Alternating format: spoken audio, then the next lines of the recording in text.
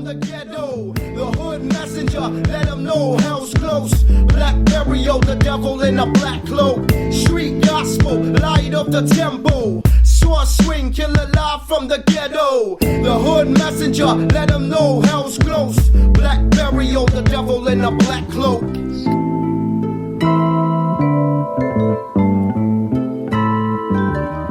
Yo, what is up? What is up?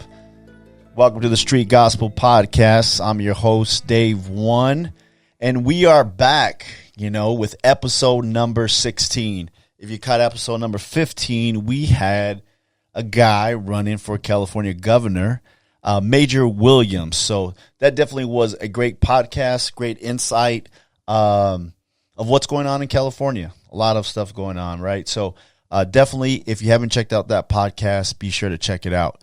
I want to thank everybody for subscribing on our YouTube channel. Starting to get some action there, and subscribing on all the major podcast platforms, especially on Spotify, Anchor, Apple Podcasts. So we're getting a lot of people getting on and subscribing. So we appreciate that.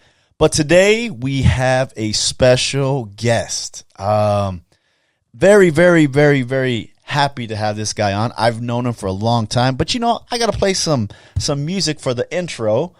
And I just want to announce this guy. He is definitely somebody that I admire. His artwork is just phenomenal. I met him about, maybe 8-9 years ago. Went to his studio. Very humble guy. Always liked him. He's a father.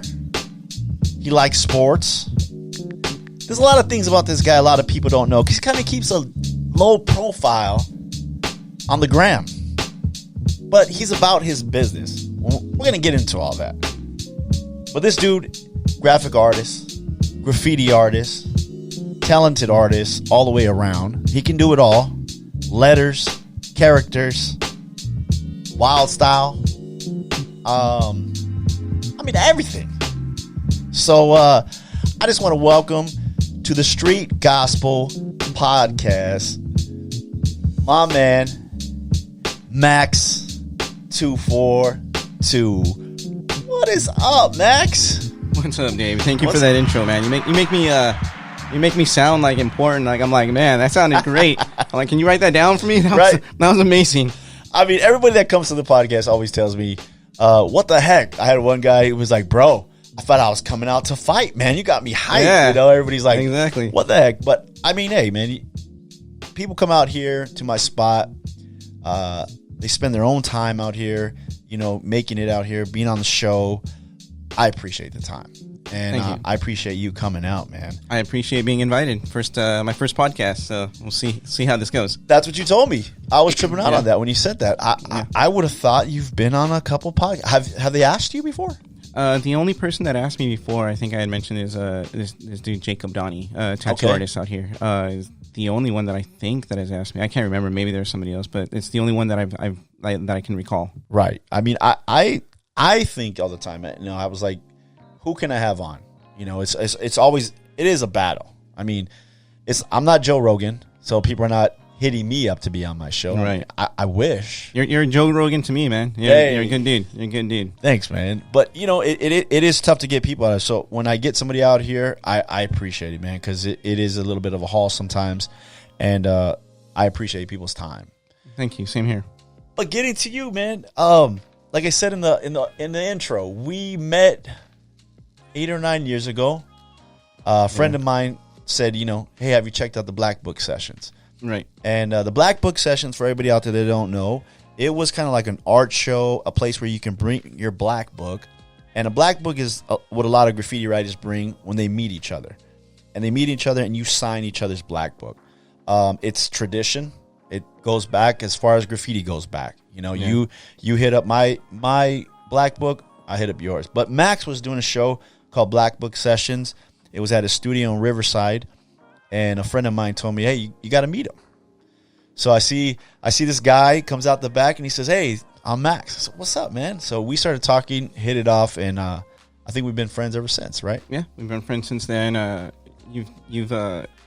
don't use that term loosely. Friends, that's the best way to describe the relationship that we've had. You've been a good friend to me, so and I Thanks, appreciate man. it. I appreciate you too, man. We've had some good conversations over the years, and I've seen your son grow up, and I've seen you with your studio. Yeah, fighting for dreams. F4D Studios. Yeah, right. I mean, that was where I met you at. But tell me a little bit about Fighting for Dreams, man. What is that about, and how did you come up with that name? Fighting for Dreams was an idea that we started when we were kids. It was my friend Jeff Soto, my friend Ryan Leonard.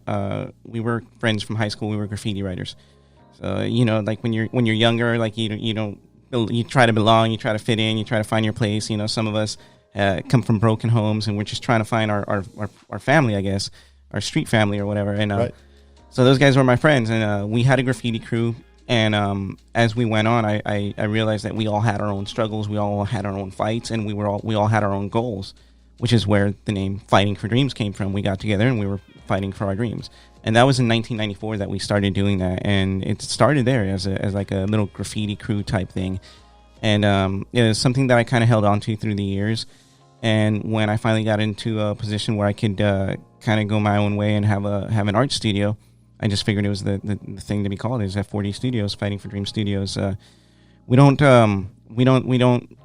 put it out there as Fighting for Dreams as much anymore. It's really known now as just F4D Studios, but right. that's what it stands for, is Fighting for Dreams. And now it's like myself, Tim Soto, which is Jeff Soto's brother, which again it all became family. It was all family. So I've known Tim since he was like 9 years old, and that dude's been him and Ryan and all of them, him, Ryan, and Jeff, have been a big part of all this. Like they've really helped me do it. I can't do it without my family. So right. You talk about growing up and fighting for dreams. I mean, 1994, growing up in the IE, and we'll get into the graffiti in IE. But what was life like in the IE in '94? I mean, it's grown. Everywhere in the IEs has there's homes everywhere right now. Yeah. I mean, even in the last 6-7 years, it's expanded so much. But being a kid, a youth in the IE in '94, in the early '90s, late '80s, what was that like? So I moved to Riverside in 1989. I lived. God, it's a crazy story. Anyway, I went from New York to Los Angeles to Anaheim to Riverside. And living in New York, living in Queens, living in New York, and living in Anaheim, those are cities. They're cities. So when I moved to Riverside, it was like a culture shock. I came out here and I was like, "What is this? This is nothing." It was like a desert. I was kind of bummed. I was kind of like, "Okay, it's not even close to what it is today." No, not at all. It was so desolate. It was so empty. And so it took a little getting used to, but then when I went to high school, I met up with that's where I met Ryan and Jeff, and I found my place. Like it was then it became home. Then it became something. So at that point, when in 1990 is when I started painting graffiti, and I met Jeff in high school, and he was actually doing graffiti. I think he started in either 1990 or 1989. He was writing. And Jeff Soto's a phenomenal artist. Yeah, too. He is. I mean, he in his own right. I mean, that's pretty cool that you guys are both very successful. Right. Yeah. It's a cool story. A lot of the guys that I met and I grew up with, it's ridiculous. You're talking about Regino Gonzalez, one of the top tattoo artists, and he's in New York. And you're talking about Brian Viveros, and you're talking about even Chase, Steve Daly, Jeff Soto, Emuse. Just so many dudes that it's crazy. It's crazy. Like a lot of people always ask us like, what happened in Riverside in that time? I trip out on that. Even the crew, right? The Bashers crew. Yeah. Menso. Right, exactly. It was Menso. Mike Glory, right? Mike, yep. Mike Glory. When I wasn't familiar with the Bashers crew, right? Right. And for everybody out there, everybody got a crew, right? But when you talk about a crew, the Basher crew, kind of low profile because out in the IE, right? Didn't get the bright lights of LA. No, we didn't. Or New York or anything like that. But that crew is like top notch, and those guys have pretty much went on to make a living off their art. Yeah, I gotta add in Def to Die For Clothing. Like those dudes, amazing. I forgot about him. Yeah, exactly. Def and Jason created something, Josh and Jason. They created something phenomenal with their brand, and they created something that hadn't been done in that scene. which was a brand that really told the story of those bands and that music and all that. And the imagery that they created, the direction that Josh and Jason went in was beautiful, man. Like, it was rad. Like, so yeah, you're talking about a group of guys that had these visions, and it was just ridiculous. Like, you know, I just blows me away. Like, even the association to the other guys, like, you know, there's you know, with Tattoo Joe and Vito and some of these guys that we associated with that were good friends of ours that are now doing their thing, like that are as successful as they are. It's insane. Like, it's crazy. It is insane. I forgot about Vito. I forgot about Zombie Joe and those guys. I mean, phenomenal tattoo shop that they had right there in Norco for years. I mean, they all still tattoo, kind of split up a little bit, but I mean, great crew. I mean, what was it? I mean, what was it early on that, were you into anything else other than art or graffiti, or was it, you know, some guys get into skateboarding, get into graffiti, some guys are trying to be little gangbangers and get into graffiti? I mean, or vice versa, but was there an appeal? I would think that growing up in New York, you saw it early on. I saw it early on. It was really interesting for me because I grew up in New York and in Los Angeles, and for me, when I would see the graffiti on the billboards, on the trains, on the buses, whatever it was, I didn't understand. I was little. I didn't understand what it was. I thought it was a part of life, like caveman drawings. Like, I thought it was normal. I didn't know it was illegal. Right. So I thought it was a part of life. So when I moved to Riverside and I met somebody that did it, I thought it was a part of life. And then when we were doing it, I was like, oh, this is illegal. This is not, we're not supposed to be doing this. And then it became an adrenaline rush. But as far as like why we did it and a lot of it got started through skateboarding and music. And we were kids, man. We were kids, which is a huge part of why, you know, we didn't have the eyes like LA or New York or any big city. We were just kids trying to find our way, man. And it was rad because we were all motivated and driven. We just enjoyed it. We just loved it. And there was such a camaraderie with us. Like, we pushed each other and we did it. It was so awesome. And even today, like, I still talk to all those dudes. And it's rad. Like, I'm always gonna have love for those guys. Those guys are always gonna be a part of my family.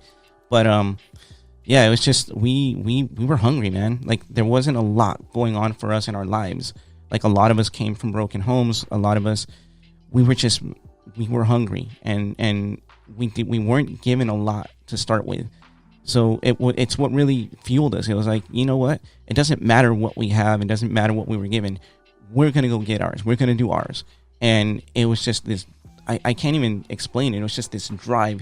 Like, it started with skateboarding, it started with all these things, but then when it came to graffiti, it just exploded when we got together. It was like, we saw a wall and we're like, we're gonna kill that wall. We're gonna go and we're gonna do a thing. And you know, we knew who was out there. We knew there was the AWR and CBS and all these other crews doing their thing. And we would go see Hex and Mir and all these dudes in LA, and we're like, okay, those guys are the bar.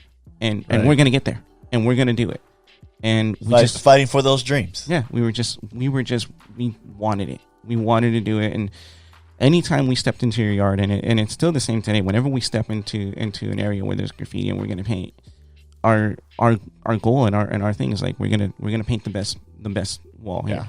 And I don't know how any artist that does what we do wouldn't have that mentality, because you have to be your biggest fan. You have to be you have to believe in yourself that much. Like, you're the dude, and you're gonna go and you're gonna do the best. And knowing that, you know, inside, I know I'm by far, I got a long way to go. Like, I know it, but I believe in myself, right? And I'm gonna get there. And that's what it is. Every day we do it. And I think that's one thing I admired about you. I've seen you. I mean, we did a show together, the Street Gospel show early on, and I remember you met. What I tripped out on recently is you met Versus at that show. Yeah. And then recently you worked with him a little bit. And Versus is a killer in LA. I mean, he's a very nice dude, but he is a killer. Yeah. And I look at Versus, and he's a street dude, and I look at you, and like two different contrasting, but the art and the respect and the graffiti kind of just came together. And I mean, you have to love that about graffiti. I mean, it's just, you know, I know a lot of people come into graffiti and it's because, like you said, with broken homes, but there's something that even a little bit different, little different personalities. But when you have that camaraderie of this is graffiti. It really doesn't matter where you came from. If you're good, you're good. You know, and I was tripping out on that because I was thinking, man, these guys met at a little show we did one time, and now they're working together, and they're both like phenomenal in their craft. Versus is amazing, man. He's such a nice dude. He's so cool, man. Every time I've met him, he's just a really, really nice dude. And you know, the thing is when I did that show, I didn't remember all the people that I met because I was so focused on Maddox. You know, my kid was with me and we were painting together. Yeah. I was so focused on him being okay and him being comfortable and having fun that I lost track of who was around me a little bit. And when I painted this last wall with Ayla 1 and Versus, he reminded me that we met there, and I was like, that's right. I met him there. So that was the first time I met him. And then we painted at another event at a park. I want to say it was like in the Orange County area or LA area. And he was just so cool, man. Like, he's so good, but he's so humble. Like, it's not like I would imagine that he'd be like, oh yeah, I'm Versus. But he wasn't. He's just like a regular dude. He's so cool. He's just like a working dad type. And then you see him up on a billboard somewhere, and you're like, oh my god, this guy! Like, you meet him, maniac, man. He's phenomenal. You know, how did you grow up, man? What drew you to the street? What drew you to that culture? What was it? Was it a rough upbringing? Was it hard? I mean, I asked because, well, I'll get to that, but I asked because a lot of people think maybe that you were born with the iPad in your hand and a pen and it just came natural, or obviously fighting for dreams really means that, right? Yeah, it really goes to the heart of where you guys came from. Tell me a little bit about where you. Well, the thing, you know, unfortunately, like you said, it was a lot of hardship. You know, I moved around. There's reasons why I moved around, but I had a rough upbringing. You know, my dad was an alcoholic, and you know, he did what alcoholic dads did. He had a focus where he can take out his frustration, and I was the oldest of 3. And I was fortunate, you know, I was thankful that I never saw him hurt my mom, but you know, I was kind of the where he went to let out aggression, and I understood it as long as it was just there. I was okay with it, and I was like, all right. But there was a lot of pain and a lot of anger. And then, you know, when they finally parted ways, you know, my mom got sick and she ended up passing away. There's just, you know, again, there's a lot of hardship, and I felt so lost for most of my childhood. I just felt lost. And was that early on? You're young? That was through, I want to say, like junior high school and high school. So the most impressionable years. Right. So I was just lost. Like nothing really made sense. Like I would see some of my friends and they're like, oh yeah, I got to go home to dinner. You know, my dad's going to get home and, you know, mom's cooking dinner and we're going to have dinner. I didn't have that. Like not even close. Like we didn't even have like, you know, we didn't even have enough money sometimes. So like I had to figure it out. So I was really lucky that I found art and I was able to focus on it. And that's where I put my focus in is drawing and painting. And when I was in high school, I was really, really fortunate, you know, to have made the friendships that I made. And and a lot of people knew that I drew. So in high school, it was really cool. There's people that would ask me to draw on their hats or their backpacks. They're like, oh, draw my name. And that's cool. They would pay me a couple bucks here and there. And that's where, you know, I really started to get fueled by that because, again, I didn't have any money. So, like, that's how I started to eat. Like, you know, there was times where I wouldn't eat lunch or dinner. And so when I was able to do that, it was cool. I was like, heck yeah, you know, I'm going to go buy me a burrito today. So it was cool, you know, but that's... Did you know you were good right away? No, I wasn't good right away. I wasn't good at all. I was horrible. I was horrible. And I mean, how did you get better?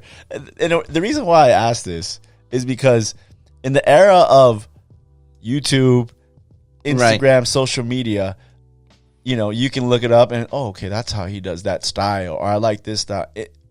How did you get better? Or how did you develop yourself? Honestly, it was the crew. It was the friendships.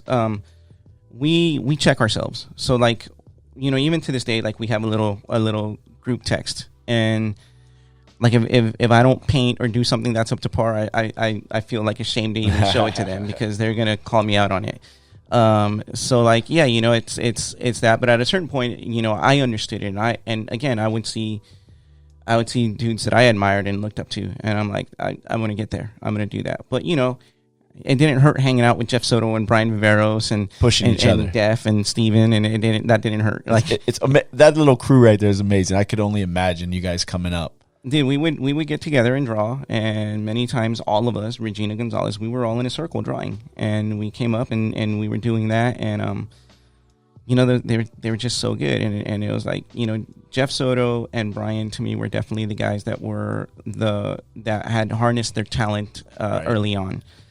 So hanging out with them was like, all right, I'm gonna show them what's up. Like, I'm gonna do some things right now. And so like I would watch Jeff, and I'd be like, all right, he used the light sourcing there. I'm like, all right. So then I'd go the next, like a week later, and I'd use that similar concept where I would do the light sourcing. I'd be like, all right, I'm gonna mess with it over here, do this, and so we just kept going. We just kept going back and forth, and it was fun. It was cool. That's cool, man. I going back to your youth, you started getting a little bit of. Did you get a little notoriety doing the backpacks, doing the hats? You know, yeah, a little bit. It was in the early '90s, and graffiti exploded in Southern California. Because I can only imagine in Riverside, there probably wasn't too many guys. In LA, you can find dudes here and there. Right.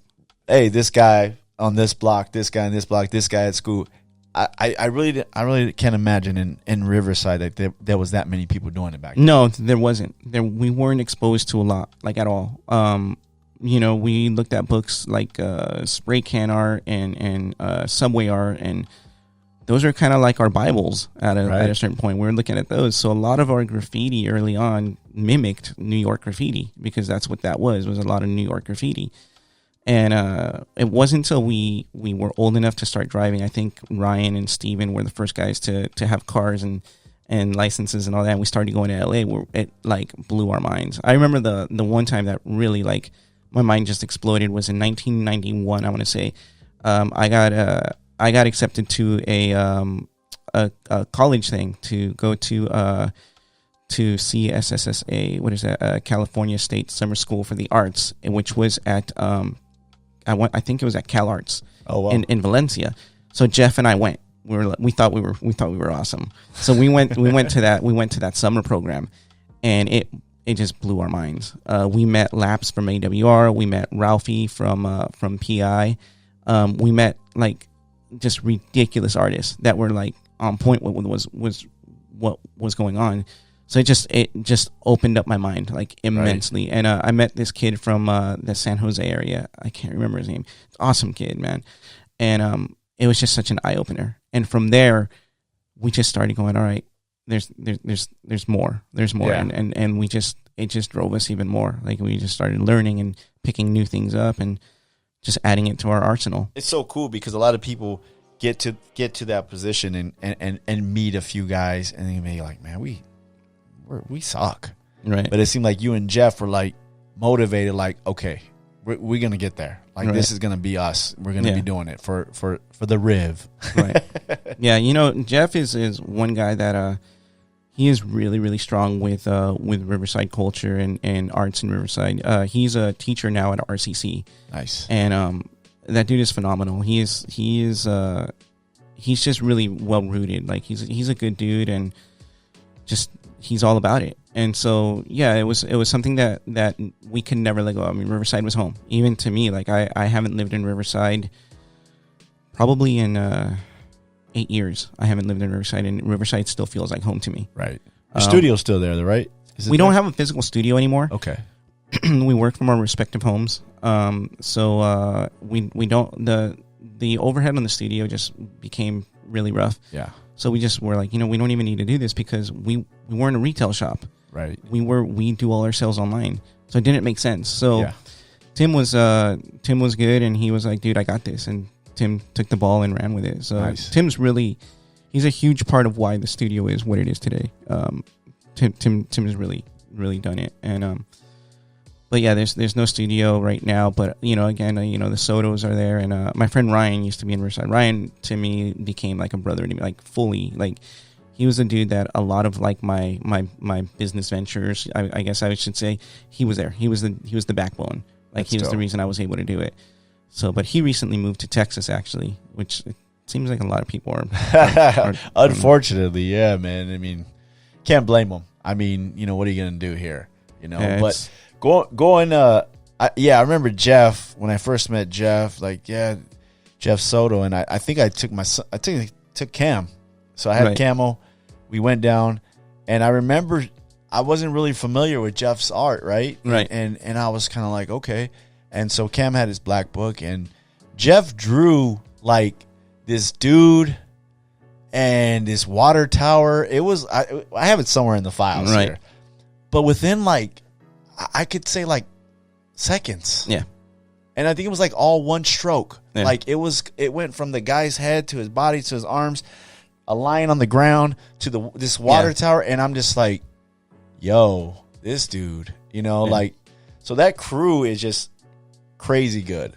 That crew was ridiculous, man. Like it was awesome, and you know, again, that's a huge reason why I was able to push myself. Is I hung out with Jeff and Brian regularly, and if you don't know Brian Viveros' work, I would highly really good.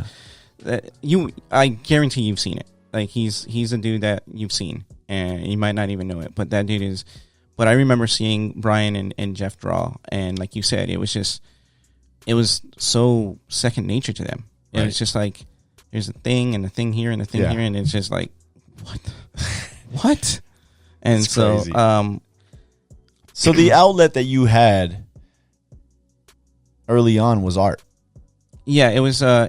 So art for me was interesting. I didn't realize what it was. I always thought I started drawing when I was 5 years old, and the thing was I never realized it was different. I never realized that what I was doing was different. I thought everybody did it. I thought it was like writing. I thought everybody did it. I just thought it was communication.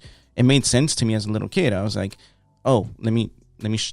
I'm not going to tell you what the cat I just saw looked like. I'm going to draw it. This is what the cat. I just saw this. So I thought everybody did that. I thought that was a way of people communicating. I thought it was just communication. Yeah. It wasn't till I was in like fourth or fifth grade that I realized, you know, in second grade, actually, one of my teachers told me that I was an artist, and I was like, I don't understand what that means. She was like, you're an artist. I was like, isn't everybody? And she started taking me to museums, and she started to feed that. And then when I got to like the fifth grade, I had met a group of kids. I was living in Anaheim at the time. And we had like drawing battles. It was funny. Like we would draw because Transformers were our thing. So we draw Robotech, Transformers. We draw like robots and robot fights and stuff. And so it was. I always found the artists that I can connect with and draw with, and that's what it was. But did you have anybody at home that was kind of pushing you, or because I asked that because you mentioned that teacher? No, and my wife and my daughter teach. That's cool. That's awesome. Or have to taught. My daughter's in the office now, but those good teachers make all the difference sometimes. Right. Right? No, they do. My second grade teacher, her name was Miss Mencher. She was huge for me. And then there's Miss Gritton in high school, and then Dana Mason at RCC. Dana Mason was like It's interesting because the one thing that a lot of us have in common, Stephen Daly, myself, Regina Gonzalez, Jeff Soto, there's another artist, Shauna Peterson, Maria Castro. There's like this list of artists. They all had Dana Mason as a teacher at some point. She was ridiculous. I'm not even sure how or what she did. It was like, I felt like it was like voodoo magic or something. She like opened up my eyes. It's like crazy. Where, and it's funny because it took a second for me to learn from her, because if you walked in even thinking that you understood art or knowing how to do art, she was going to break you down. She's going to tear you down and show you a different way of doing it. And if you weren't open to that, if you were resistant to that, you wouldn't be able to excel. So when I finally was like, I don't understand, and I finally like, one day she said, I can't remember what she did. She did something, and I was like, well, it was like the Matrix. It was like I took the red pill, and I was like, wait a minute. I was like, okay, you're the master. I get it. What was your first love of in art? Was it pencil? Was it just graffiti? What was that? Was it letters? Everybody has that first love, and then their eyes start to open up to more stuff. Obviously, you do it all now, but what was that first one? I think that when I fell in love with doing it, like I said, at first I thought it was normal. So it wasn't like it was my thing that I loved. See, I think that's crazy, dude. It's there. Yeah. To you, it's normal. To me, it's hard work and very difficult, and I can never do that. Well, again, I didn't consider myself an artist because I wasn't very good at it. I just felt it's like what people did. I was a mark maker. I was making marks. They weren't pretty by any means. They were not pretty, but I was making marks, and it wasn't. Wait, hold on. Do you think? Okay, with that said, there had to be something though that kept you going. I liked drawing when I was a kid. Yeah, and then I realized I sucked. Right when we get to a certain age, there has to be something that says, "Max, you're good. Keep going." I mean, there's something, because you had to know that I could draw better than that kid in second grade. I never felt that way. Really? Never thought that. No. I never thought that way. It's crazy. It wasn't until I was in my 20s that I started to kind of get where I believed more in myself. Like in my 20s, I was like, "All right, I'm not bad at this." Like it was in my mid 20s. Really? Yeah. Man. Yeah. It was way later. Was that all for fun then? Prior to that, was it just for I like hanging with the crew, or because I mean when you get to your mid 20s and then you start excelling, you're in graffiti terms that's old, right? Yeah, that's old. No, it was just it was. I don't even know how to explain it. It was it's where I didn't feel lonely or crazy. It's where I felt safe. It was graffiti gave me a voice. And you're asking what my first love was when I fell in love with it. It was the can. That was my first love. Like before that, my first love was outside of art. It was skateboarding. Skateboarding really, I feel like skateboarding and graffiti art have many similarities. Right? Yeah, they're so similar. It's not a team effort. It's not a group effort. It's something that you do yourself. It's like it's an individual sport. It's an individual thing, and I look at life like that. Like I look at life like that, where it's like it's not me versus anybody else. It's not like there isn't like a team that's backing me up. It's me versus me. Wow, that's good. Like the only person that isn't going to allow me to excel is me. So that's the way I look at it. All of it. That's great. Life. So it's all on me. Like if I don't get up today and draw, it's because I didn't do it, because I let myself down. Right. And that's how I always looked at it. So again, it's a good perspective for sure. But you got to remember, I was sitting in a room with Jeff and Steven and Brian and Def, and these guys were good. I wasn't that good. And so I wasn't going to be like the low guy. I was like, nah, you know what? Nah. So I kept doing it over and over. And I guess what it was I was stubborn maybe. When I'm very obsessive. So like when I get my mind like, no, I'm doing this, it's hard to break me from that. It's a healthy obsession. You know what I mean? It's it's more of a driver for you. Right. Right? I mean, some people get, these obsessions and they're not too healthy. This is like you said, a challenge for myself. Right. Like here's some great artists that I'm around. I want to be better. So I'm going to have to wake up early. I always say, I'm a big Kobe fan. Right. And I always say he wasn't the most physical specimen of a basketball player. Most people would say, hey, it's LeBron. You know what I mean? It's Jordan. I know you love Jordan. But Kobe was the hardest worker out of all those guys. He didn't have the big hands. He didn't have the super hops like them. But he was the first one in the gym, last one to leave. Right. And I love that mentality because there's nobody that can wake you up. Right? Obviously, your parents weren't there. Right. You have to wake yourself up. Yeah. You got to motivate yourself. Yeah. I think I always admire that about you because you're a go-getter. Yeah. And I mean, it shows in your art just to challenge yourself. I think that's huge because at the end of the day, that's all we all have, right? Yeah. I got to challenge myself to get up and go to the gym. Right. I got to challenge myself to be a good dad. There's nobody I can compete with. I just got to do it. Yeah. It's crazy. Yeah, but that's what kept me. That's what really is what I wanted. I didn't have like a big family. I didn't have a mom or dad. I didn't have anything else. It's what I had. It's what it was my reason. So I wanted to do it, and I wanted to do it as best as possible, and I knew that I could. I knew that I was going to be able to do something with it. But even to this day, like, you know, even to this day, my mentality and the way I view everything is still the same. Like, it hasn't changed. I look at Jeff, I look at Brian, I look at all these dudes that they're still my, you know, some of my closest friends, and I look at their work and I'm like, like, they're so good. And so then I go to my desk and I'm like, oh my God, I need to step this up. I need to be better. Like I'm still like so many notches underneath these guys. That's crazy. And I still need to try to learn and be better. So like, you know, there's so many other artists now that I look at and admire and respect. Like I one guy that I there's a couple guys, but there's one dude that I met that I was so just, wow, he was such a rad dude, was this dude NC Winters. That dude, to me, was just, I was just in awe, just in love with his work. And when I met him, I was like, yeah, I met you. I was kind of fanboying a little bit.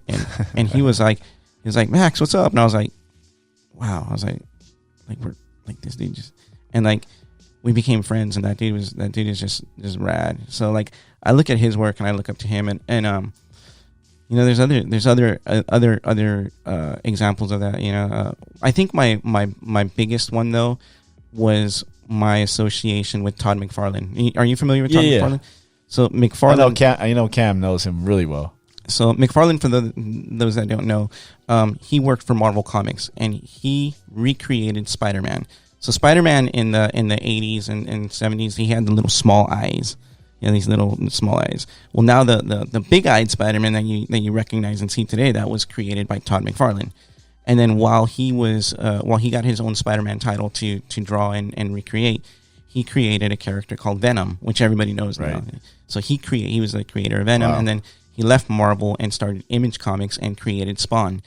So Todd was a dude that, like Todd and Sam Keith and all these dudes that were from Marvel, like we grew up with, like, a lot of what graffiti artists would look to were cartoons and comic books. You know what I mean? It went hand in hand. It was there. So a lot of those dudes we looked at and studied and referenced, and we just in love with their art. So I was always a huge McFarlane fan. He was like him and Sam Keith, they were like the dudes to me, and Steve Oliff, because Steve Oliff was a colorist and he colored Spawn and the Maxx for Sam Keith. So these were dudes that I was just like enamored with. So when I got to meet Todd McFarlane at work, my friend Joey Frissell, he introduced me to Todd McFarlane, him and Carmen Bryant. I was fortunate enough to work with them on a project through Famous Stars and Straps.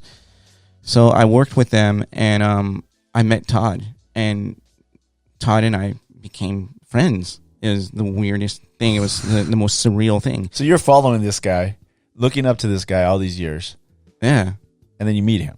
Yeah, I met him. And the thing is I was like, cool, whatever. We're working together, and it was cool. But what he did something one day that just blew my mind. And you know, like the dudes that form F4D now, there's like a new group of guys like Brandon Hart and Arnold Cornelio and Mark 5, Nate, Landon, Bioworks. It's just a bunch of dudes that, I mean, like in the last 5 to 6 years, we became F4D Studios. Those guys worked with me at Famous Stars and Straps, and we went to an event for Todd McFarlane's 200th Spawn issue in Melrose. So we go there, and we're all hanging out. We're like, oh, this is the coolest thing. We're hanging out. But Todd comes up, greets us, says hi, and I was like, oh, my God, this is crazy. He walks away, and then I think I was talking to Arnold or Mark, and I hear my name. He's like, Max. And they're like, I hear it, Max. And Arnold's like, hey, Todd's calling you. And I was like, what? And I turn around, and Todd McFarlane's calling me over. Wow. I was like, this is weird. So I go over there, and next to him is Stan Lee. Oh, wow. So he pulls me. He grabs me by my shoulder. He's like, come here. He's like, Stan, I want you to meet my friend Max. And I was just like, whoa, this is not real. Like, this is crazy. Stan Lee, the legend. Yeah, Stan Lee, the man. Stan the man. Yeah. Like he is the man. Yeah. And so for Todd McFarlane to introduce me to Stan Lee as his friend was the most surreal, like, I don't know what's going on right now. Right. Like, almost that was unbelievable. That was unbelievable. But that was awesome, you know. And then I got to work with Todd on a couple projects, which for me, one of my biggest projects was working with Todd McFarlane on a personal poster for Pearl Jam. Wow. So that to me is like my holy grail. It's the only poster that I have framed in my apartment of mine. It's the only piece of mine that I have up. Other than that, I don't like looking at my work at all. Like I'm like, so that was to me like like my holy grail. So the guy jumped around, abusive father, lost his mother early, gets to a point you mentioned where you're designing stuff. Yeah.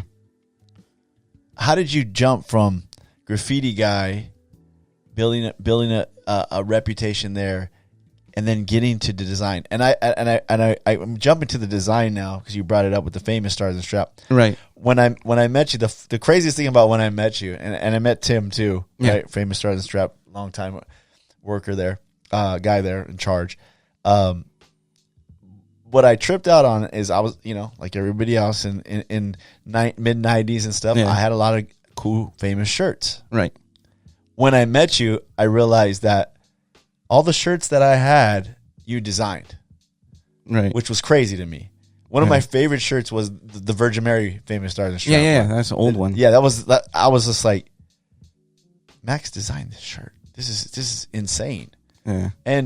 But how did a guy in the IE, right, which was it's a little difficult to break out of the IE, get so good to now he's designing? I mean, I know Famous is one of the brands, but I know you design for multiple brands. But how did you get to graffiti guy to graphic artist? Phenomenal. I will always say, like I've been saying, it's like the Beatles song, I get by with a little help from my friends. Ryan Leonard and Jeff Soto are huge. They're really a huge part of why I am where I'm at. And it's hard to explain it. It's hard to describe why or how. But we just went on so many adventures and there was no stopping us. So like Jeff and I, all three of us actually, we became friends with the people at the Electric Chair, which was a store by the Tyler Mall in Riverside. And we became friends with all those guys, Matt and Stacy and Kara and all the people that work there, Sage, all of them. And one day, I want to say it was Kara called me and she said, "Hey, you like the Aquabats?" Like I was in love with the Aquabats, the band the Aquabats. And I was like, "Yeah." And she was like, "Oh, one of the guys or two of the band members are coming in." I was like, "Oh my God." I was like, "All right, I got to drop what I'm doing and go there and meet these guys." Like I loved it. Music was a big part of us growing up too.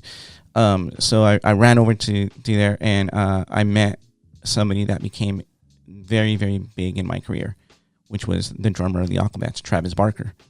Wow. So Travis Barker and I, we just like we just connected, and it was cool.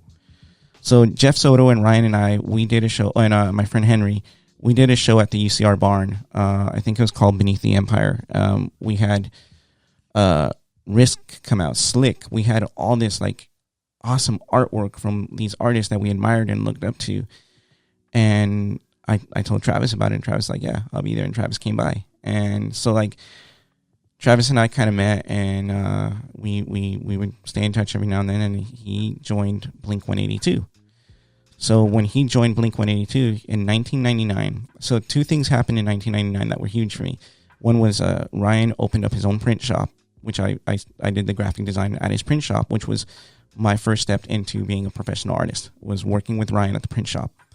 And Ryan and I, there was no failing. Like we couldn't fail. Now you just drawing it out on paper. What's that? The designs. Right? No, at that point, I want to say that was 1999. So at that point, it was when the G4 Macintosh came out. The Apple G4. That was the peak. That was went to another level. Right? Yeah. So I was using G3s before that. I was borrowing G3s from these dudes that were running a magazine out of downtown Riverside called Live Magazine. And those dudes, like, I was able to, my mom earlier on, her and I, we were able to buy a PC, and I just honed my skills, like just working on a PC, which is crazy because everybody that I've talked to, design wise, graffiti wise, and stuff, say that you, when it comes to working off the a tablet or what's Right. the Wacom? Yeah, the Wacom. The Wacom, all those early technology in the graphics game. Everybody always says Maxx. It's crazy to me. Like, oh yeah, Maxx designed all these things.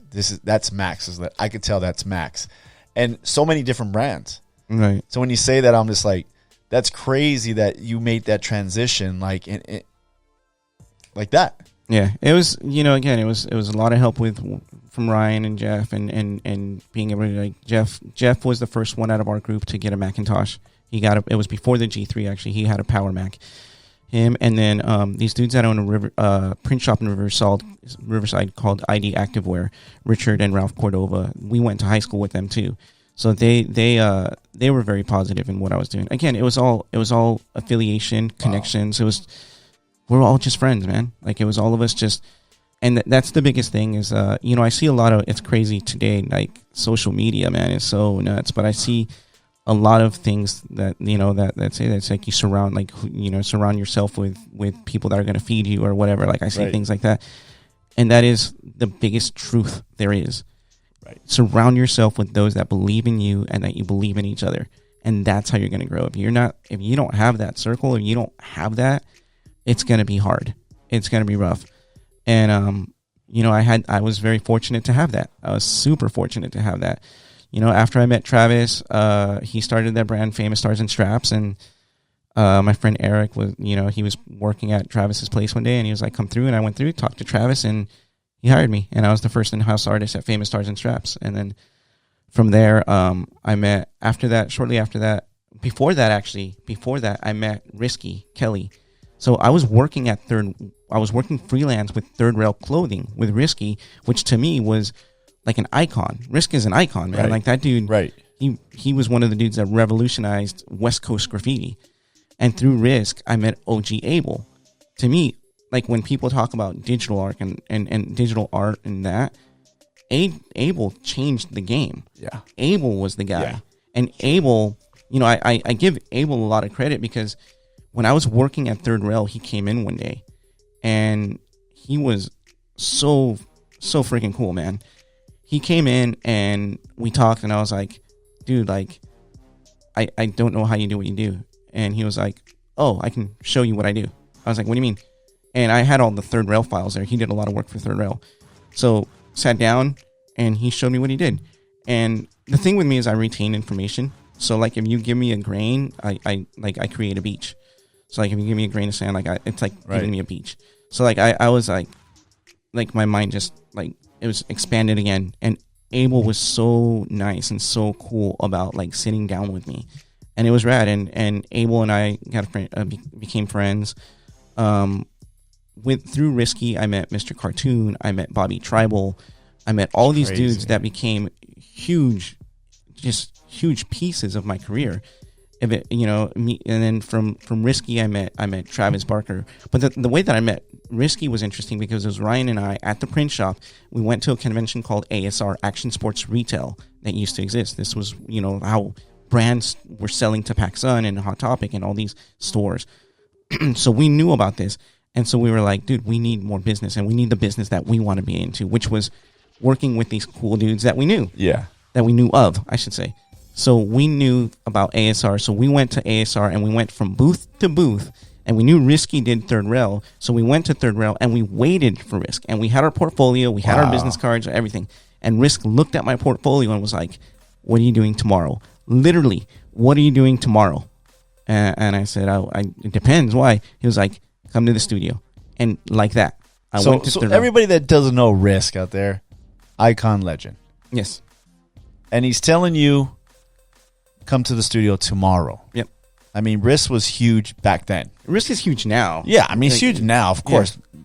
Does everything for all kinds of brands, right? Yeah. Makes a living off his art. Right. Here he is, he's telling you back then, which he was huge back then too, come to the studio. Yep. Did you think you made it then? No, by no means. I didn't know what was going to happen when I went to the studio. I went to the studio, and it was just... You didn't have no inclination like, maybe I am good. No, not at all. Seriously. I was just trying my best. I was doing the best I could. And I was hoping that somewhere someone would, like, either if I made a t-shirt that someone would buy it, or that somebody would hire me to do some artwork. So Risk liked it. I did, work with him. So working with Risk and then working with Bobby Tribal, which again, Bobby was another immense piece in my career. Working with Bobby, I met a dude named Brian Reed. Brian Reed is one of the owners for Osiris Shoes. And, I knew OG Abel. So OG Abel and Osiris Shoes did a deal. And they put out this shoe. And they were using a new technology, which was changing the game in the shoe wear at the time, which Brian Reed was a master of. Like, he designed the D3 Osiris shoe, which was that big puffy shoe that everybody wore. That's Brian Reed. So he was that dude. He was always looking at the new. And he had this technology of printing on shoes. And OG Abel and him did it, and it just was like fire. So then he was like, OG Abel work. He was like, Max, you're next. And I was like, gee. When he hit me up, like, hey, let's do a shoe. I was like, what? I was like, me? Design a shoe? I was like, all right. And were you already making a living off your art? At that point, I was. Or just enough? So I was working at the print shop with Ryan Leonard. I was working at Third Rail, working at the print shop. And at that point, when I did that, I had worked for Famous. I had left Famous and worked at a licensing company, which changed the game again. Working with a licensing company, working with ODM with different licenses, having the WWE license and the that really like showed me business. Like, I met so many dudes like in that game that was just ridiculous. That's where I became aware of an artist by the name of Monk One, who is a tremendous friend of mine today. Like, that dude is phenomenal. But I learned of him working at ODM. Him and Francisco Rivera and Louis and all these dudes. It was just a whole different. So once again, it just skill and luck combined. The luck of meeting these guys or growing up with them. Well, the thing with ODM that was weird that I didn't understand was they reached out to me. And crazy. They found me somehow. I have no idea how they found me. I was just working at a print shop at the time. I did some stuff for Third Rail, and I'd worked for Famous.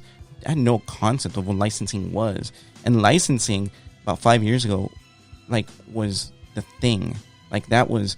So explain licensing to a young graphic artist out there or somebody trying to come up. What does that mean? Licensing is owning a property or artwork and a character like Mickey Mouse or Star Wars or anything of like that has created some value or interest or want, and then you license that to somebody. Then you give the right to somebody to make it into a product and into any product, right? And then you get money from that. So what happened was some of these companies became really big, movie companies, studios, or whatever.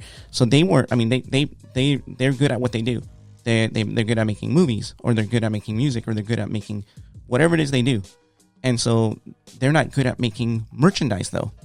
So then these companies, merchandise companies, t-shirt companies, apparel companies, they go to them and they go, I'll make the t-shirts for you and I'll sell them to Target or to Walmart or to wherever.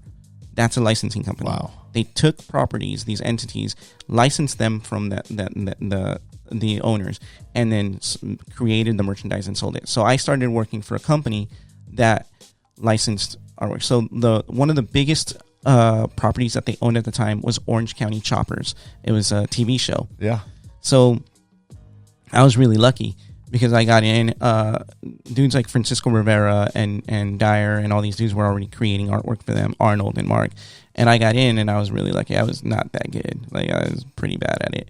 But yeah, I started. Sure. No, I wasn't. Compared to like these dudes. These dudes were like, when I walked into there, I was like, wow, it was ridiculous. The caliber, like, there's like this dude Mel was ridiculous, and it was just John Connell, which has a T-shirt in the Smithsonian, I think, to this day. Like, that's crazy. Gerald Mendez, who's worked for Disney. Like, there's these dudes that are just insane, just good, like really, really good.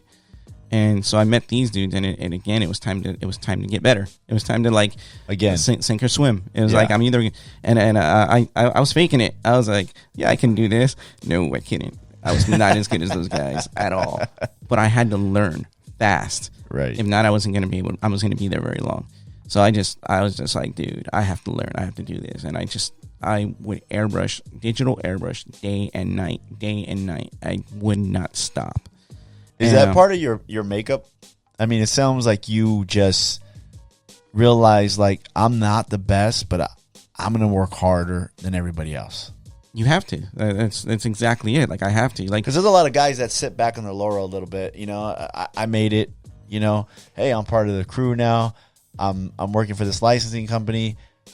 Good. You know, like a good pro. You know, we like sports. Yeah. A good pro. You know, I don't have to hit the gym. I don't have to work out hard. I already arrived. I got the contract. I'm good. Right. It sounds like you were the guy that says, "No, I'm gonna make this work a little bit more." Yeah, Has that always been part of you? And to this day, I have an underdog mentality. I'm the underdog.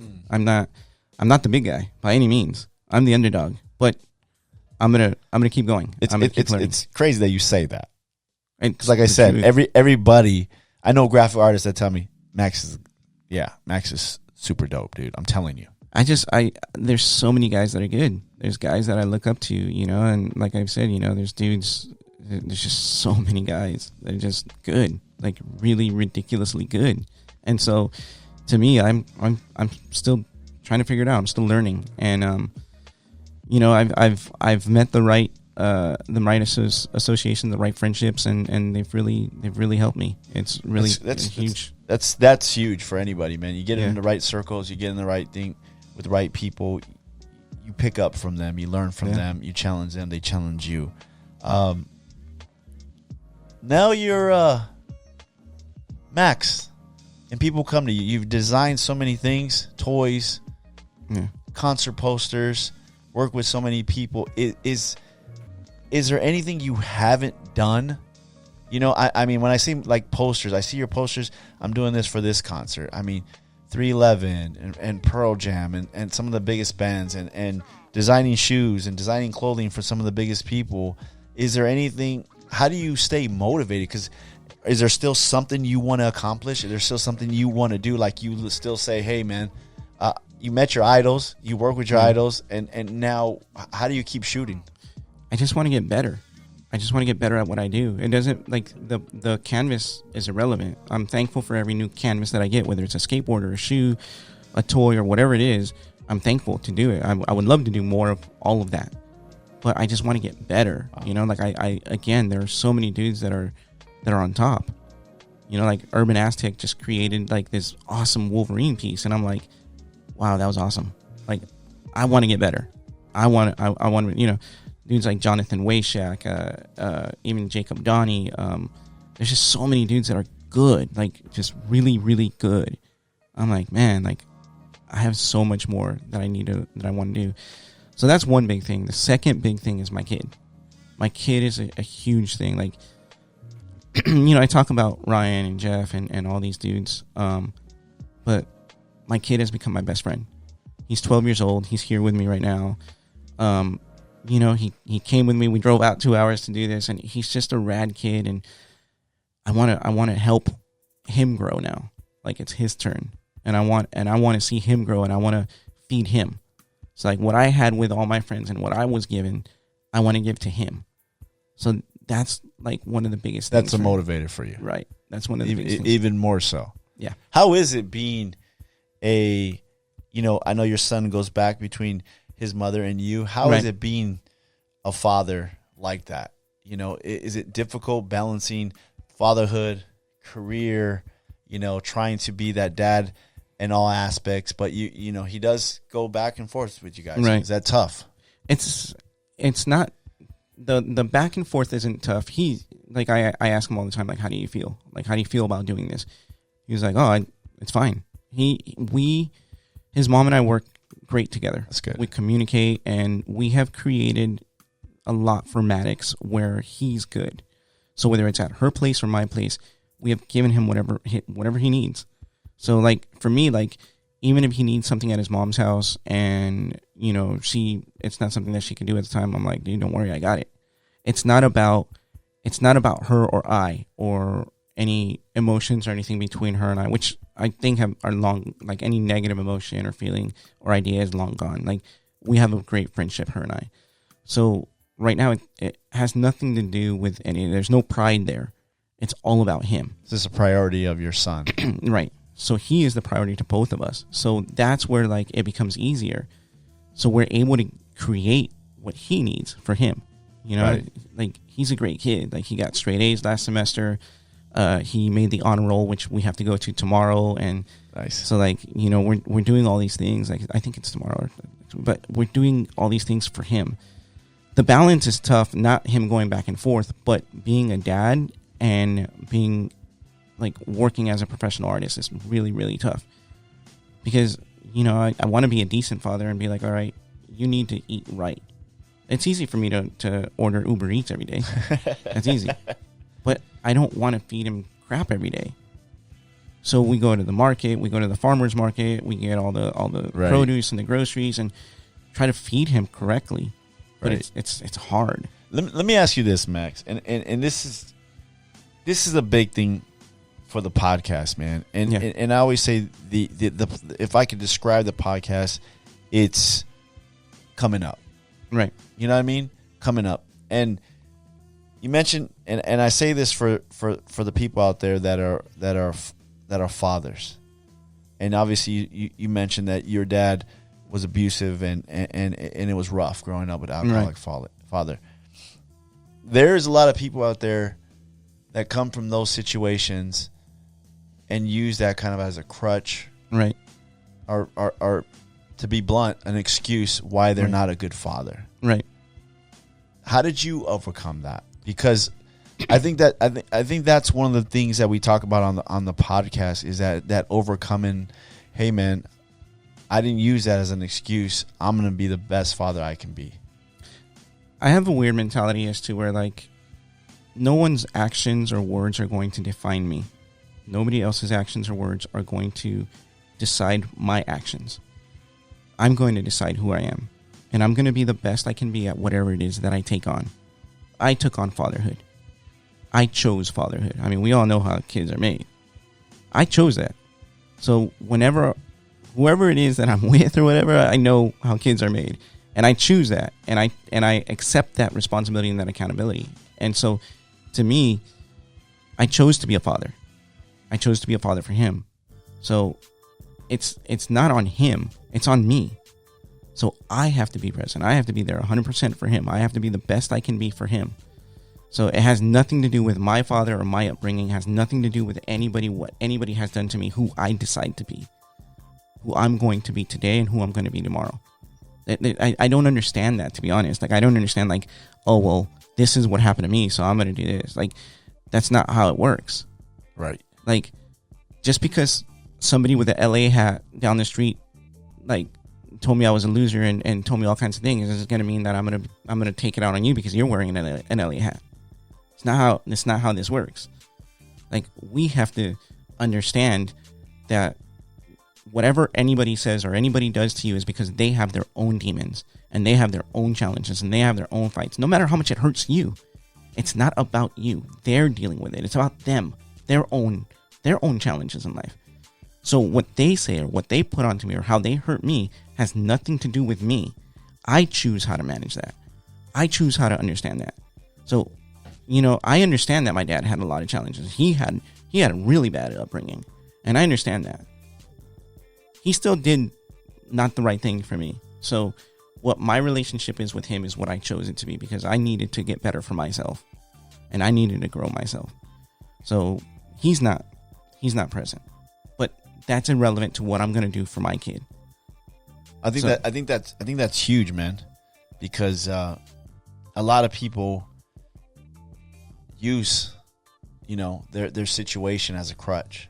Right. And as an excuse why they can't make it. And here you are, a dude that grew up in a lot of different places, grew up in the Riv when it wasn't all that great. Right. And made something of himself. Right. And became a great father. I mean, I see you at Maddox. I mean, you've been to street gospel shows when we used to have them, and he's painting with you. And I admire that, because I was like, this guy's just a great father. And even though the situation with his mother didn't work out, he found a way to make it work with his kid. And I think that's huge all the way around to say, I overcame. I did it, you know, and it's just a testament of hard work, you know. And what would you say to the young guy out there, graffiti writer, trying to come up, trying to one day want to make a living, the guy that looks up to you, you never met him, but one day you're his Todd McFarlane, right? That's such a weird thought to me. I'm serious. I know.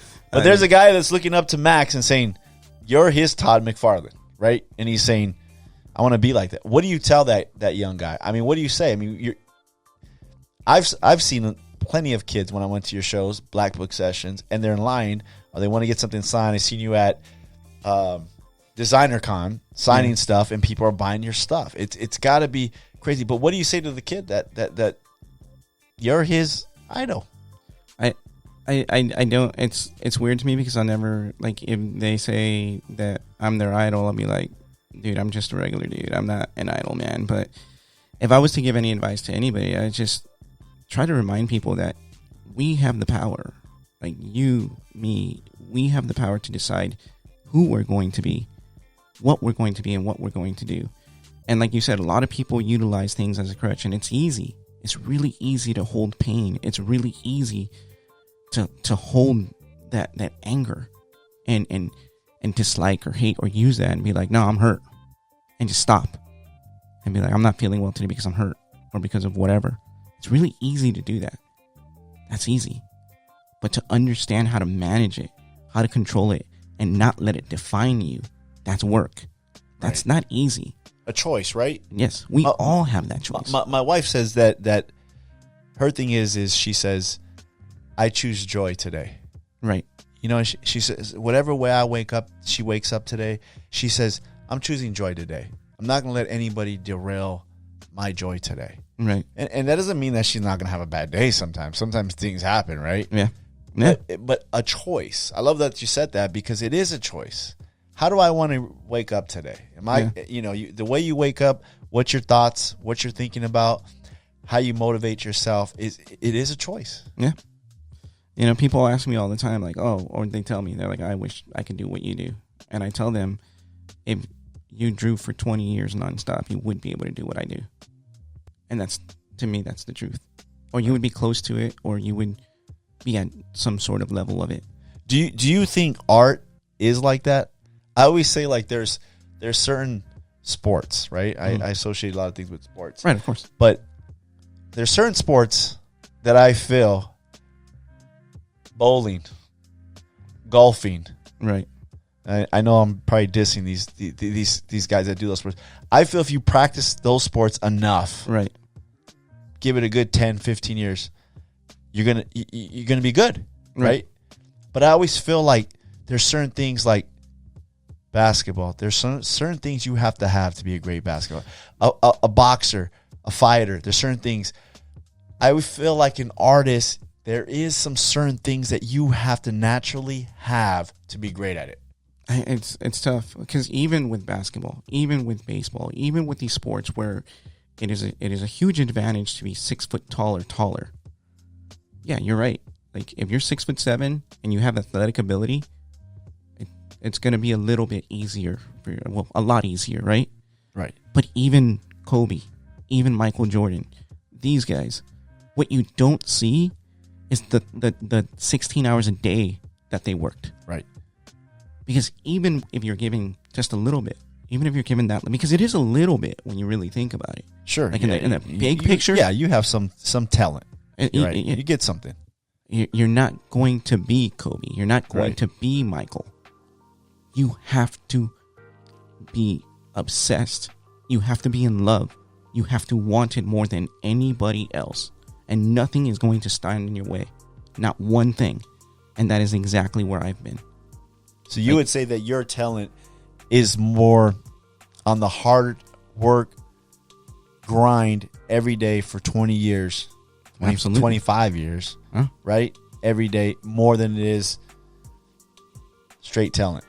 I didn't have that talent like Jeff or Brian. That's crazy, dudes. man. I didn't have that. I didn't have any of that. It's crazy and it's motivating for me because I think that, like, okay, Like I'm not. I don't think I'm the best podcaster. People tell me, "Hey, you're pretty good at that, dude." You have character, man. You're good. And then I hear, I hear a great podcaster, and I'm just like, gee. And then I think, okay, I can be better at that. I can get a little bit better. I can work on that. I like that you said that, because there is, I'm a talker. Everybody knows that, right? Yeah. That's why they told me start a podcast in the first place. Great. So a little bit of talent, like you said. There's something was a little spark. There was something in the crayons for you, right? A little spark, right? And then, but to know that a guy like you is still motivated and says, hey, if you want it, work hard at it. My brother-in-law came in here, and I don't even think I said it was my brother-in-law on the podcast, but he said the same thing. That's the truth. He was a tag banger, gang banger, and became an attorney.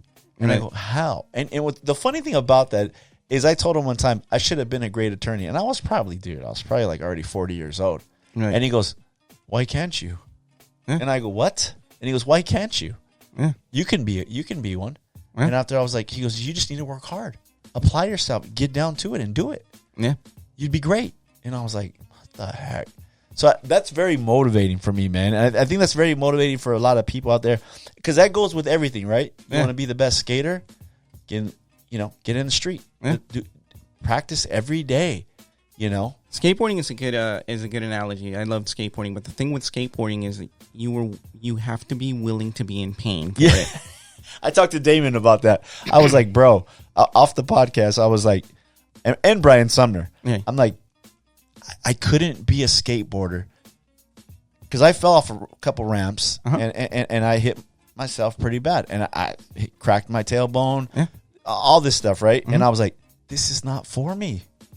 But I look at like jiu-jitsu, this is for me. Yeah. A little bit of boxing. Oh, I don't mind getting hit once in a while. This is great. So boxing is the same way. Fighting is the same way. You have to take your shots. You have to be able to. That's life. Yeah, that's life, right? Yeah. We take the shots. The good thing about it is you want to hit back once in a while. Yeah. Right? I mean, it's a battle. Yeah. It's one big graffiti battle. Mm-hmm. I love it, man. Yeah, I work for a dude right now that I have so much respect for, man. This dude is ridiculous. His name is Jeremy Stenberg. He goes by Twitch. He's a motocross guy. Okay, yeah. So I've been working with him for like the last 5 or 6 months. I've been working on his brand DBK, which is nice. I love it. It's been awesome. Super thankful to work with him. But this dude, I am blown away with how many times this dude has been in the hospital. Like, ridiculous. I don't get it, dude. It's ridiculous. Crazy, huh? And this dude was out riding today, like doing the tail whips, doing the flips. Like, this dude is still at it. Like, the love. It's more than love. It's a madness. Obsession, like you said earlier. It's an obsession. It's a madness. And anytime, anything that you're going to do that you want to get good at, you have to be crazy enough to believe you can do it. So good. It is a craziness. It is a madness. It is an obsession, and you have to be just the right kind of dumb to believe that you can do it. Right. And that was me. And to me, I don't look at myself as one of the dudes. By no means am I one of the dudes at the top. Right. I by no means. I got a long way to go. I don't feel that I apply myself enough. I don't feel that I work at certain things enough. But to be honest, my where I put my priorities has changed. Yeah. It's about that dude. Yeah. About that kid. Like, I love that kid. Right. And so it's a tough balance because I still need to make a living and I still need to do this and I still love it more than anything and I still want to grow. But man, like, this dude is the future. This dude is tomorrow. Right. So that's what I need to do. It's awesome stuff, man. Yeah. Is it cool if I get him in there? Get him in here, Maddox. Come on, man. Come on, monkey man. Here, I'm gonna put the headphones on him. Oh shoot! Look at this guy. Here. All right, you gotta get close. You gotta get really close. Get in there. All right. You gotta get really close in there. All right. I'll ask you one question. Okay. And then we'll wrap this up. Got it. Best thing about your dad. That nobody knows. Only you know. Oh, that is true. Oh man, you're opening up a can of worms right now. This is bad. This is gonna get bad right now. Only what you know. This is gonna get bad. You gotta get close. This is your chance, bro. This is your chance. You want to be a YouTuber, Okay, that's true. podcaster.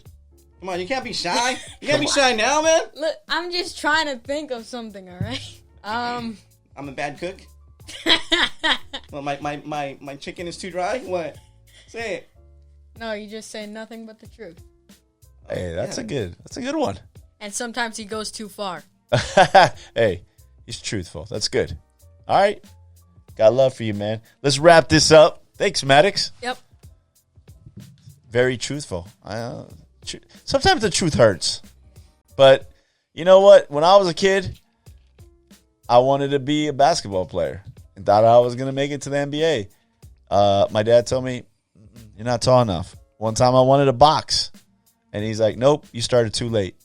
Very honest, but he was I wanted to be a catcher. I love catching when I was in Little League. Dad tells me, you're not going to make it. Your knees are going to get jacked up. Very truthful, but it ended up being very hurtful. But I thank him for the boxing one because I would have got my butt kicked a lot of times from a lot of people. So to wrap it up, I just want to say I want to thank one dude that I missed was Chris Siglin. Chris Siglin he does merchandising for bands, and between him and Travis, another key piece in my career was I was able to design the Blink-182 smiley face logo. So crazy. So that was another thing. Yeah. So everybody out there listening, Blink-182, one of the biggest bands ever. This guy's the one that designed it. Yeah. And let me tell you something before we go any further. This guy is the one that designed the Street Gospel logo. How did I get that, man? Yes, sir. I got the connections. Once again, you're not the only lucky one, Max. I know people too, and I get lucky once in a while, and I meet people. You're a good dude, man. And they bless me with a logo that I use for my podcast now. The same guy that made the logo for Blink-182 made the Street Gospel logo. Boom. That's true. Who could say that? Only big time people like Travis Barker and Twitch and 311 and Pearl Jam and all this stuff. Yeah, there you go. No, but Chris was a big part. Jim Thiebaud, Bobby Hundreds. Bobby Hundreds is a good dude. That he grew up in Riverside. Okay, now you're name dropping, bro. No, these are dudes. Honestly, these are dudes that have helped me out in my career. These are dudes that believed in me. Okay, this is once again, this is insane. Bobby Hundreds, the Hundreds. Yeah. Bobby Tribal, yeah. Right? Travis Barker, famous stars and straps. What else? Who else? Not even sure at this point. McFarlane. I don't know. Stan man. Lee. I mean, it's ridiculous. A kid from Riverside grew up in a broken home, was into graffiti, writing on backpacks, writing on hats, and his dreams became reality. Yeah. Are you still fighting for any dreams? Every day. Like I said, my priority is my kid right now. Making sure that he gets all the proper nourishment, mentally, emotionally, physically. I lack on the physical part because we're both kind of lazy. So we need to get out there. All right. We're going to wrap this up, Max. Yes, sir. I got a little thing me and my son do. Nice. And it's called the Furious Five. All right. Let's hear it. And what we do is we ask, 5 questions. Right. Short answers. Okay? Short answers. All right. Furious 5. Here we go. All right. Max already gave one of my questions away. He put you on the spot. But something about you, nobody knows. It's just not out there. Something about me that nobody knows. Interesting. I have Pet no idea. peeve. Something that very interesting. I want to say that I have a newfound love for my cats. I don't know. Max is a cat guy now. I'm a cat guy and now. We had this discussion before he came on, and I'm not a big cat guy. I'm sorry for everybody out there. Please don't unsubscribe. You know what I mean? Yeah. But this guy turned into a cat guy, and I don't know. That put you down a couple notches. On to the next question. All right, next one. Big comic book guy. Yeah. Right? Obviously, artist, everything. If you could have one superpower, what would it be? One superpower. Just one. I think I would say reading people's minds. Why did I think you were going to say that? Either that or X-ray vision, I was going to say. Not X-ray vision, just being able to read people's minds. That's a tough one. Yeah. Me, I would... Flying. You know what? Actually, I would go with Wolverine. The ability to heal fast. That's it right there. The ability to heal fast. At my age, I'd take that one too. Yes, absolutely. Especially after jiu-jitsu, Wolverine. man. All right. Your favorite person, brand that you've ever worked with. If you could just pick one. I know it might put you in a pigeonhole because nobody's going to work with you after you say it, but you just had a great experience. Maybe they took your career to another level. Whatever it may be, best person you ever worked with or brand. Jesus, how you gonna do that to me, man? I can't pick one. I've worked with so many people that are amazing. I can't. You have to pick one. I have to pick one. God, I can't. All right. I'm say Mad Monkey Studios.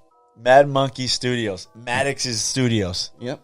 Hey, that was a cop out, but I'll let you slide on that one. Hey, dude. you know what though? I gotta say that is my favorite. All right, fair and square. That, Best piece of graph you ever did. the last piece I did. What was it?